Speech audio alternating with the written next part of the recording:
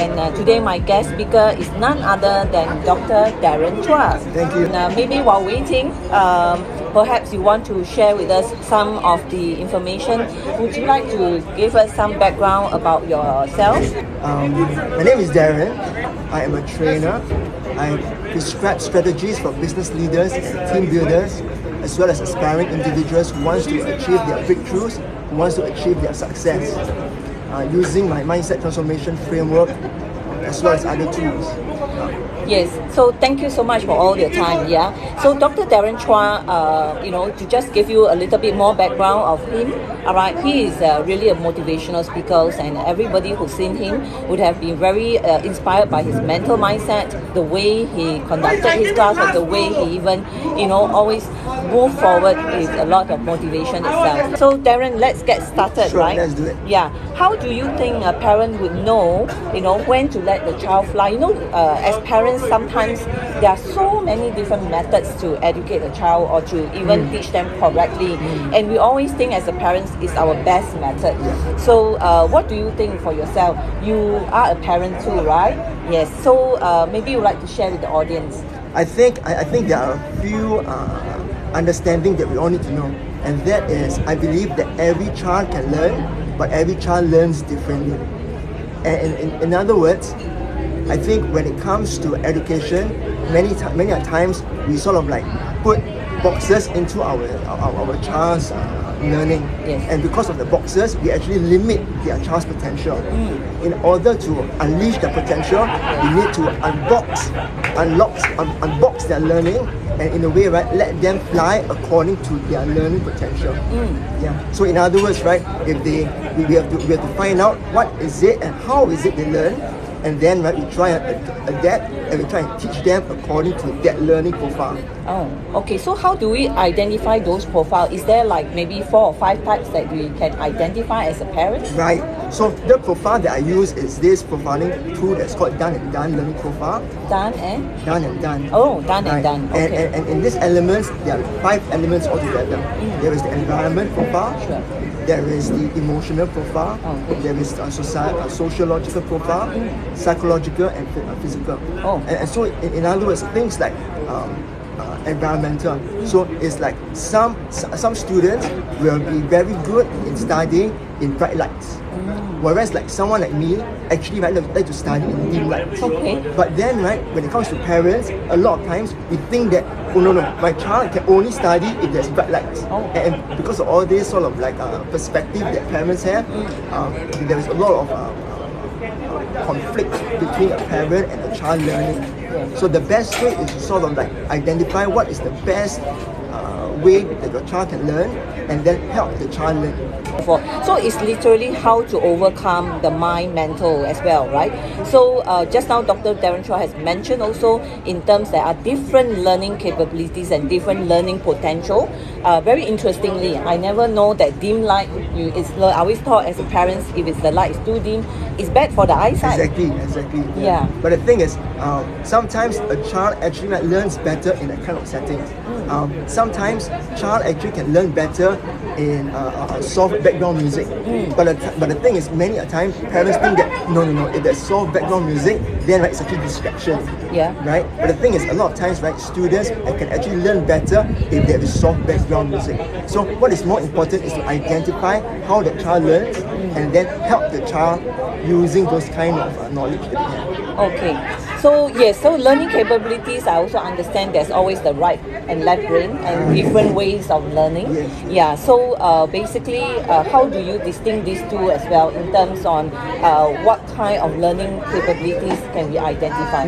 So when we talk about learning, there's actually basically 3 types. There is learning when it comes to learning, which we talk about, and then there is about how a person thinks. Yeah. And a person thinks, right, like we talk about, right, the right brain and the left brain. Yes.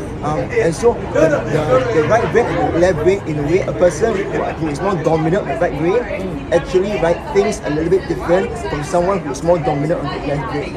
And so if you are able to identify whether your child is more dominant on the left or on the right. It is actually right. You'll be able to help the child better by advising them how to move them accordingly. Okay. What about food? Does it really matters like what food do we, feed the child?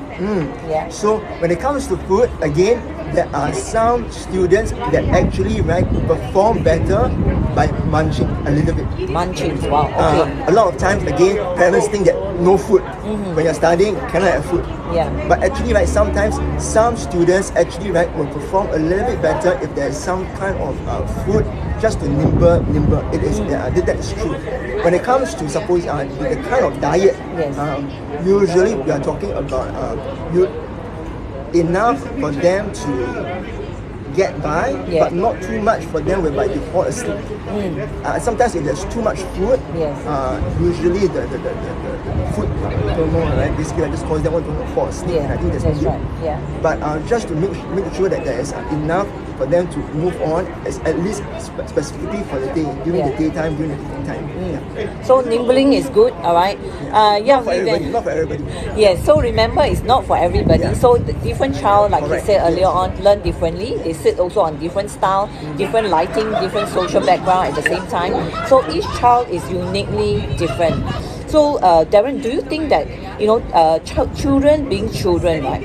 Would you still think that they will struggle to identify what exactly they like and what they like to pursue? Sometimes that society, just now you mentioned there's this social learning at the same time, and there's so much social challenges that is always bombarded as well, right? In terms of game, in terms of Facebook or Instagram, or even game in particular, because students or teenagers at this age, there's a lot of learning. Even I notice sometimes dining, right? Parents also give a learning phone, right, for kids to play game. Are all these very good for the kids? So again, I think it is not so much about the age itself per se, Yeah. but I think it is about the maturity of the student. All right. And I think if the student is a little bit immature, a little bit young, then I think that's where the parents can come in, and the parents can then place limits. Yeah. Limits upon, let's say, the amount of hours of, let's say, gaming that the child should have. Okay. But if the child has come to a point whereby there is a maturity is shown, then I think there should be some kind of free rein Yeah. for the child to develop himself. Okay. Because ultimately, the child has to develop to become a teenager, Yes. and then ultimately to become an adult. That's right. Yeah. So ultimately, it is about the growth of an individual. Yeah. Okay. So what about in terms on different learning capabilities, like the Western way of learning and the Eastern way? Is there such thing as Western way of learning and Eastern way of learning is literally like different methodology given? I think what you're referring to is really about culture, Okay. rather than West versus East kind of learning. But there's more culture. Yeah. I think when you talk about that, it's more about really culture. Yeah. So you see, there is a profiling tools that is available for parents who wants to identify how to unleash the child's potential. All right. So with me, my special guest is Dr. Darren Chua. I believe he has a TikTok account, right? Yes, that's right. Yes. Please feel free to go and search under @Dr. Darren Chua. All right. He has a TikTok account as well. So you may just go in and then get in touch with him to ask any questions after this live streaming as well. How do you cope? All right. Particularly because, like I say, is there an age group that you will identify to go for these profiling tools? So usually starting from 7. 7. Yeah. Wow. Correct. So, Okay. So if it's a little bit too young, a little bit difficult because Okay. the profiling tool requires a little bit of cognitive ability in a sense. So what kind of questions will these profiling tools be able to be fitted, such as like different age group has different questions to answer? Is it a Q&A type? Oh no, pictures. Pictures, So pictures, usually about 3 to 4 pictures, and then after that, letting the individual choose. Okay, so you see, for parents, your concern is whether the child is 7 years old, is it too academically to understand the questions? So like Relatively quite simple. Okay, so relatively very simple pictures. All right, is there any age like a different age group to have different types of profile taking? So from as young as 7 years old to 17. 17 years old. So okay, if you are in the primary to secondary, all right, you know that your child can be highly recommended to go into these profiling tools, right, to understand your child learning capabilities. During our time, we don't have all these tools available, right? So our parents will just do your best, all right, or we will just have to listen to teachers how it is during the class lesson itself. Or listen to the child, listen to the father, listen to the mother. Sadly, yes. Yeah. So we see as we develop and evolve very differently, we all learn differently, and with different era as well, we all learn differently. Darren, what do you think of teenage? All right. Now they are always bombarded with technology. All right. And as a parents, I think it's also more challenging than our time, perhaps. All right. And they are equipped with more knowledge that is easily accessible in the internet. How do you think parents can cope with this as well? I think the key thing to start off with is I think parents they do not need to teach them more knowledge, because I think our kids nowadays, they know a lot of things. Yes. I think what the parents need to do is the parents need to help to instill in the students, instill in the child values. Yeah, and I think it is the values that will guide the student, guide the child. Because definitely, when it comes to knowledge, like I said, the youth know a lot. They probably know more than the parents sometimes, right? Exactly, because they're so easily accessible. Available now, right? Knowledge. Exactly. But how to filter? Is there a way to filter their learning, or is there a way to filter to see what they are learning is the correct way of learning, or it is, it might be learning from the wrong direction? Yeah, so which is why that's why I always suggest the learning profile is one way. The other way is then to always to instill correct values for them. Okay. And then the third way is to then to make sure that what are the goals that they want to achieve in life. Yes. Mid-term goals, long-term goals. Okay. So if we focus on all these three things, their goals, their values, as well as their learning style, then I think that would be a very, very good direction for the student to know. How are we able to allow them to, identify their own learning strengths? We learn from strengths and weaknesses, right? Yeah. So I think the first thing is to identify the child, to find out from the child, to see whether or not the child is able to motivate himself, and number two, whether or not is he able to plan for himself. You see, if an individual, if a child is able to motivate by himself, self-motivated, and is able to, in a way, to plan for himself, then in a way we can always just let these students, in a way, have free rein and just not be so controlling over when it comes to their learning. Yes. Because you know that they are able to plan, and you know that they know the direction, right? But there are some students, it's true, there are some students who may not be so motivated at this particular point in time, or they may not be so directed when it comes to their goals. And then this is where teachers come in, and this is where parents come in for direction. Okay. Nothing more than just direction, just to advise them as to what is the better way, so that the child don't fall off the cliff too much. How to help our community to let us be safe? I think genuinely Singapore is very safe, but of course if you are talking about learning things through the online itself, try not to go to site that is really unknown source, and always good to ask your adult at home if there's anything that you felt, because we all are intuitive, right, and you feel there's something that is not right. I think it's always good to ask an adult at home. All right, I'm sure they can help you. If not, you can also consult your teachers in school. All right, and that should be a way as well in terms on safe learning. Generally, Singapore community is very safe, so not to worry. But if you really have questions, or you feel unsafe by asking these questions, then I felt it will be a very good source for you to approach your teachers, or even your school principal. How people make their successful way. again, if we're talking about learning itself, then I think when it comes to learning, there is no shortcut.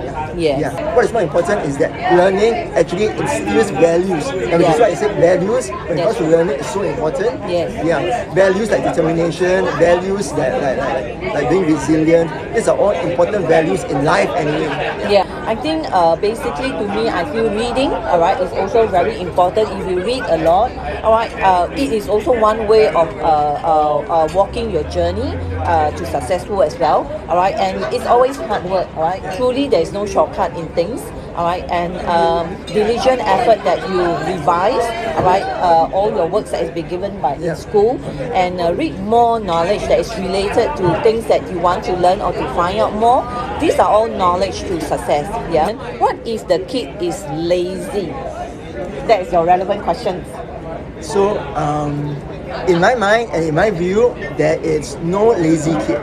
Yes. There is only a kid who is not motivated, and there is a kid that is not interested. You see, if you look at a kid when he is 6 months old, when he is 1 year old, that kid will never be lazy trying to find a toy. That kid will never be lazy trying to find a way to stand up and walk. That kid will never be lazy to try to find a way to try and run. You see, we as human beings are never meant to be lazy. What happens to us is that after a while, we just get very discouraged. We get very discouraged, and we find that, because of the discouragement, we find that, we cannot do it. We are unable to do certain things. And which is why a lot of times, right, for students especially, they think that, maybe I just cannot learn. But that's not true.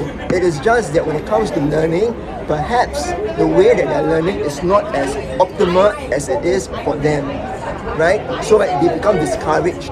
And because they are discouraged, they don't want to learn. And then when they don't want to learn, parents think that they are lazy. But actually, it's not about them being lazy. It is just that they are discouraged. So it is about how can we then spark back the desire to learn again. Yes. Right? Okay, one more question. I got a hard way to study my subject. So again, it is when it comes to subject studying, it's all about strategies, right? So when it comes to, let's say, like math, right? A lot of times it is not just about repetitive work, doing the question over and over again, but it is also about understanding, right? There is no point in doing the same question 10 times when you actually don't really understand what was the mistake that you actually made. Okay. So right, it is really about understanding, and also number two, after self-reflection, it is then also being bold enough to try and have new questions thrown onto you. Yeah, because the only way, right, to learn some more is to make some more mistakes. So right, there's no need to be fearful of making mistakes. True. Okay. So remember, all right, we all have our own potential, and I think it's not nice to call names in that manner. Let's also, respect one another in any ways, and to not, give names to one another or label anybody. All right, especially your school friends or schoolmates in that sense. Yeah. How to help us when I am stressed out? It is okay to be stressed, and I think that when you are stressed, I think it is just perfectly fine to just take maybe half an hour break, 1 hour break. I remember last time when I was having my exams, especially during the O levels, the A levels, I actually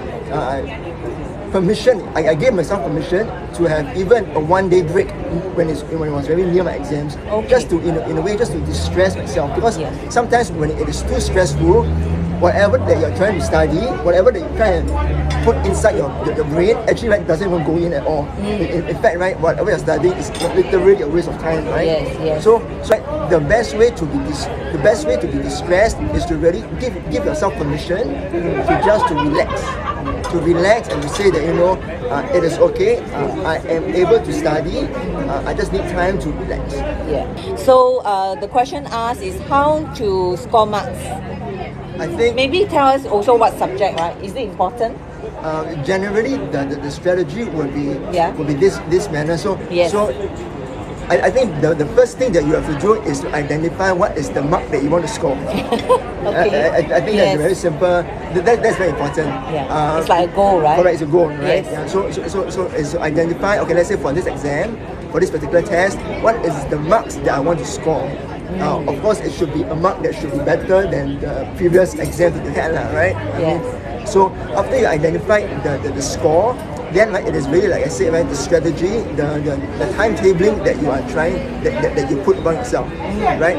If you are trying to, in a way, trying to score an A star, Yes. and you are only going to give yourself 1 hour to study, then again, like I said, sometimes you are giving yourself really a lot of stress. Yeah. Isn't it? Yeah. But again, like I said, right, if you want to, let's say, score an A plus, A star, and A, and you, let's say, right, plan your timetable for, let's say, right, to be over a period of 1 week, 2 weeks, then I think, right, your stress, like I think one of you was talking about just now, was how to manage stress, right, will automatically diminish because, right, there is a proper plan moving forward. So, best way to discipline kid. My favorite method is caning mackerel. So, what do you think? I used to do that, but I think not cane in that sense. Just bring that rod and then show. Yes, I. What about you, Dr. Darren? I think for macro, I think it is about the spirit of the cane, right? I think really the whole idea when it comes to the discipline is really about making sure that the child understands what or she is being disciplined for.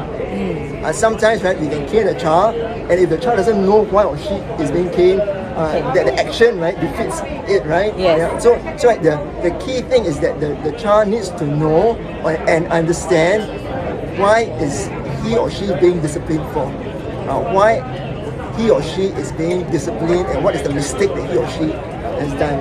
Yeah, I think that's the most important thing. Yes, I mean I understand we don't want to spare the rod, but then again we also want to know, all right, why you're using that. You know, if you're using that just to also let them know why you are disciplining. Yeah, so yes, I think it's important as well. The reason behind it is important. That's right. Darren, what do you think of multitasking? Some kids, they like to learn with music, and some kids even learning. Are they really learning? Sometimes I also wonder, right? They are learning with handphones, all right, and they are looking at. What do you think of that? So I think research has shown that actually nobody can multitask. Yeah. The term multitask is actually a misnomer. I cannot do task A and yet at the same time do task B at the same time. This is not how our brain is designed. Yeah. Once our brain does one thing, in a way our focus is on that one task. When it comes to background music and things like that, when you are listening to background music, actually right after a while, right, you don't even know what kind of song you're listening to, right? Yes. Because right, your focus is actually on the studies, but your background music is sort of like just to, in a way, just to lift up the sometimes, right, when it comes to when the sound is too when there's no sound, absolutely. Yes. Sometimes, right, people cannot study because, right, it's just too quiet. And sometimes, right, the background music, right, is just to, in a way, to remove that distraction. So when it comes to multitasking, I mean, I don't believe in it. I think many scientists and the science is coming very strongly that multitasking actually doesn't make sense because, like I said, everybody can only focus on one thing at one time. Okay. What do you think, Darren, that we should every teenager know? How do they get to know their parents as well? As much as we always, as parents, we are trying very hard to understand our teenagers, right? Our kids. How do you think the kids out there can understand their parents in this world? I think this one is a relatively straightforward question, but although sometimes it's quite profound. I think, right, it is just every child needs to know that their parent loves them. Yes. I think that is the most straightforward question that I can say. But sometimes it's very profound, right? Because sometimes the child thinks that, but my parent is so disciplinary. Correct. My father, my mother always scold me, and then right to them, right, they just don't see how is that translated to love. Yes. But actually, right, when it comes to the relationship between the parent and the child, it is just pure love, right? Yes, it's really pure love, and literally, it's just because we probably as a kid, you are not you are not a parents yet. You might not really understand. So no matter how they do or what they do, it's really out of love. All right, just remember, it's really out of love. So, what is the best way to learn new topic? To learn a new topic, you have to, again, the best way, it's first thing, identify your learning style.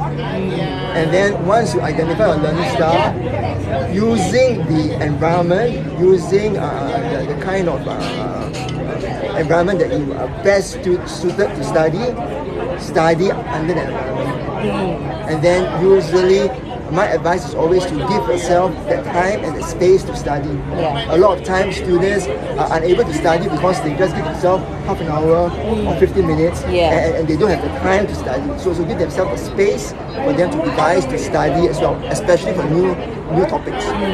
So what do you think, Dr. Darren Chua? This one, how about the child, lost interest in studying and how parents can do to cope? So the key thing now is about rekindling the love for the subject. Alright? Okay. To rekindle the love of the subject, I think the most important thing is to let the child know that he or she is capable of learning. I think a lot of times the child loses heart to study because they lose hope for studying.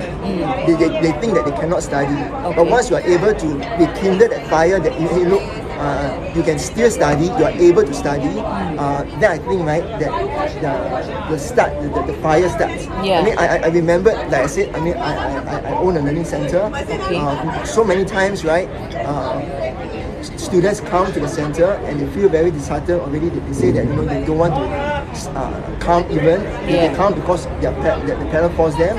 But the minute right after the first week, second week, right after the rekindling of the interest of the subject, they are actually very interested to come back to learn. Yeah. So next question is, what to do if the kid wants to be a YouTuber and hates studying? Very interesting. Again, when it comes to this, I think it is about telling the child that there are seasons in life. Again, YouTubing can be a very good career, right? But I think there are also seasons in life that I think every child needs to know. Yes. Currently, my season in life right now is really to work. To support my family, right?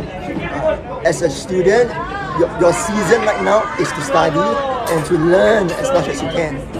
So I think we all have different seasons in life. So it doesn't mean that you cannot be a YouTuber in the future. You still can, but it just means that right now, at this point in time, your season in life right now is to study. And I think we just need to be responsible to be in that season. Okay, and I think it also depends truly. I mean, a YouTuber is how he balances his time. I mean, if he's taking weekends, as one of as like a hobby interest, because I also know kids did very well in YouTubing as well. So to me, I feel that it all depends on the kids itself. All right, how they balance the time, but of course not to give up their study, because study is really very important. All right, so that has to be their top priority. Yeah. That's right. Yeah. Okay, and another question is, future-proof business become like Dan Jianhao. Okay, yeah, he's a YouTuber. Yes, understand. Yes, that's why, because and it's like they model over him, right? And they also feel like idolized, because like kids, you feel that wow, he's such a young person and their interest and passion. So like I say, I think if your kids have that interest, he could have his talent, and to me, if he could balance, I would say, if he's spending like, okay, if he takes only Sunday to create as a content, as a YouTuber, and he studies Monday, so I think that is really balancing it. What do you think? Again, like I said, the purpose of studying, the purpose of formal studying, the purpose of formal education is really not about knowledge. I'm sorry, it's not about topics, right? Because I mean, right now, all you need is just a phone, and you can learn all the knowledge in the world, right? Currently right now in the 21st century, the value of formal education is really just to instill the values that you have as an individual. You know, the diligence that you have to work, resilience, to have a community of friends, how to develop good friendship. So like these values, this kind of skills are more important right now during this 21st century, right? And so like what you said, Cass, if at the same time they can also do their YouTubing, perfectly fine. Yeah. But I think at this point in time, during this season in their life, Sure. their focus should always be on really developing their core values as an individual, Yeah. so that when they grow up, to become an adult, they are then rooted with those values to then to pursue what they want to pursue. Like Dr. Darren Chua Sure. here. All right, what do you think parents, all right, need to know? And did I ask this question just now? Need to know and then to help the kids, all right, these days, especially where there's so much of challenges, all right, and how to cope as well with society. What the parents need to know, Yeah. I think the most important thing is that to let the parent, to tell the parent that in their child, Yes. it's a vast, it's a body that has vast potential. Okay. And the responsibility of the parent is to unlock that potential, Yes. and to make sure that vast potential is sort of like released into the world. Yeah. So with closing, maybe Dr. Darren Chua, one last thing for those people who probably join us much later early on, all right, which you cover, all right, in terms on there's a way to do profiling, all right, on the kids' academic, right, which means to identify. So, and you earlier on mentioned about there are 5, right? So would you like to recap for those people who might have missed earlier on? Sure. Yes. But before I say that, I just have to answer.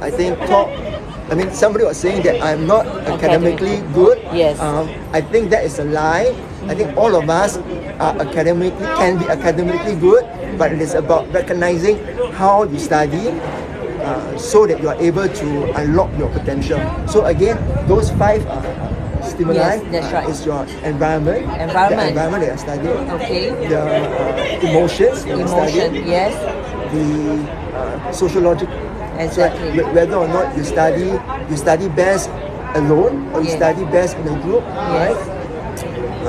Physiological, whether you study, let's say, with tidbits, or whether you are those that study without any food, this and Yes, that. that's And then right. the last one will be psychological. Yeah.